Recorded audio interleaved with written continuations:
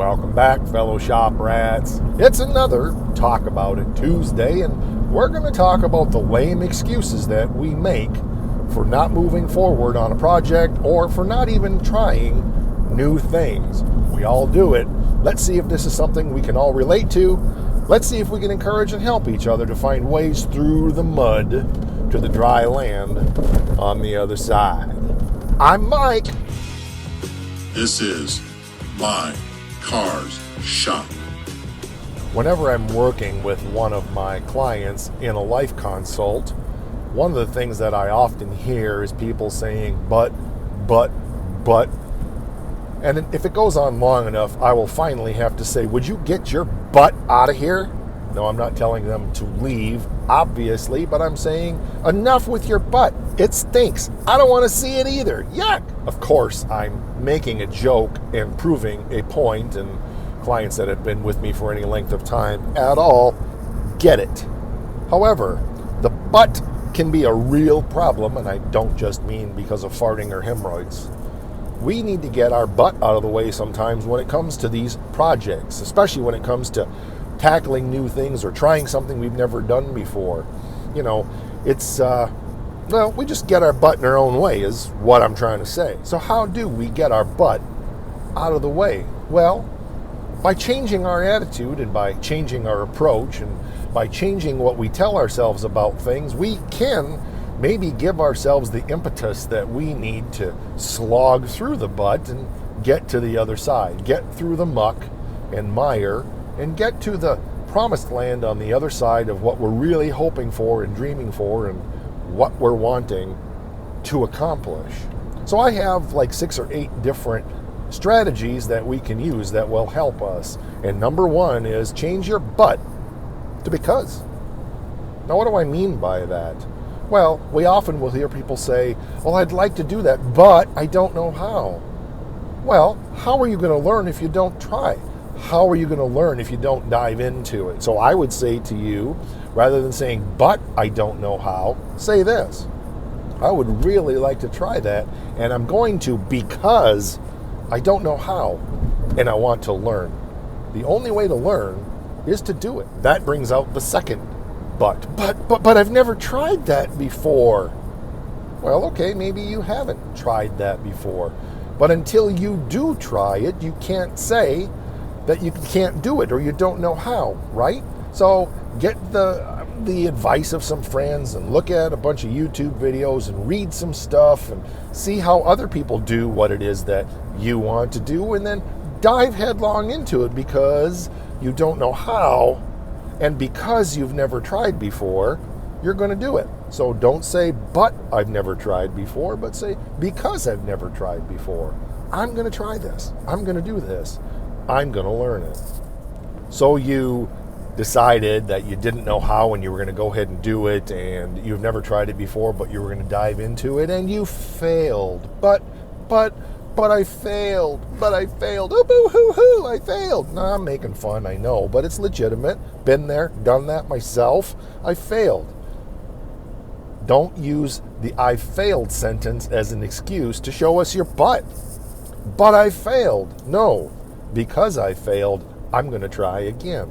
So get your butt out of the way and make it a because. Here's another one that I love. Well, I wouldn't want to try that anyway because I never finish anything that I do. But I never finish anything, so why bother trying?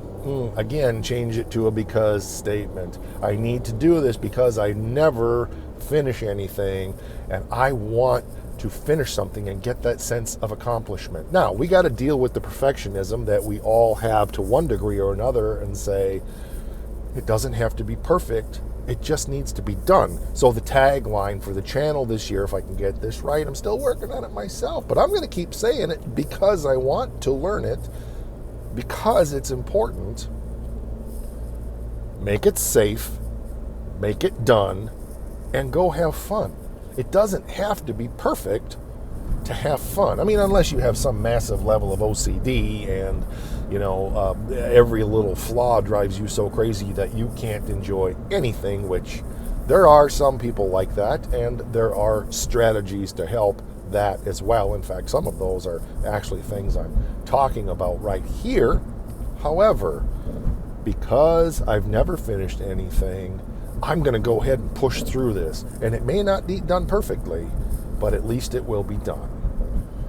And the final one that a lot of people paralyze themselves with is fear. I can't do that. Why not? But I can't, but I'm scared. But I'm scared. I can't do it, but I'm scared. Okay, you're scared. Okay.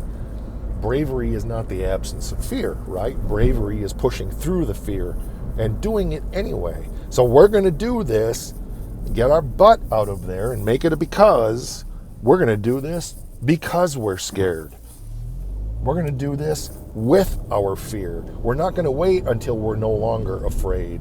We're not going to be paralyzed by fear. You see, bravery isn't the absence of fear, but rather it is doing things when we're scared, doing it anyway, and pushing through that, and getting over our nervousness, and maybe getting over our nausea, and maybe we will throw up a couple times in the process because we have no idea what the hell we're doing, but we're doing it anyway. The only way we learn is to just do it and make mistakes. You can't really learn if you don't make mistakes. We think we can, but the reality is we learn more from mistakes than we ever learn by doing things perfect. Sometimes I wonder if these shouldn't be Tuesday therapy instead of Talk About It Tuesday, but I'm trying not to put that therapy hat on and trying to leave my super clean hat on. So the things that I share with you are things that either I'm struggling with in one way or another. For example, in shop organization.